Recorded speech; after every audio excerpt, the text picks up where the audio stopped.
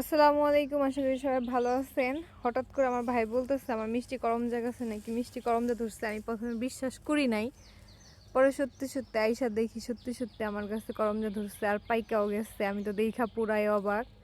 প্রথমে ভাবতেছিলাম হয়তো একটাই করমজা ধরছে আর পাকছে, পরে খুঁজতে খুঁজতে মানে আমার ভাইয়ের আমি খোঁজাখুঁজি করতে করতে দেখি না আরও অনেকগুলাই ধরছে। তো তার মধ্যে এই যে একটা হাফ পাকছে আর হাফ কাঁচাই আছে, এখনো পাকে নাই পুরোপুরি। তারপরে আরও অনেক খোঁজাখুঁজি পরে আর একটা পাইছি, সেটাও আপনাদের দেখাই। তবে আমি ভাবতেছি কিভাবে দেখাবো, আমি যদি পুকুরে চলে যাই।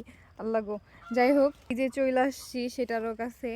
এই দেখেন, আসলে এটা অনেক বড় হয়েছে মাশাল্লাহ। এটাও কিছুদিন পরে পেকে যাবে মনে হইতেছে।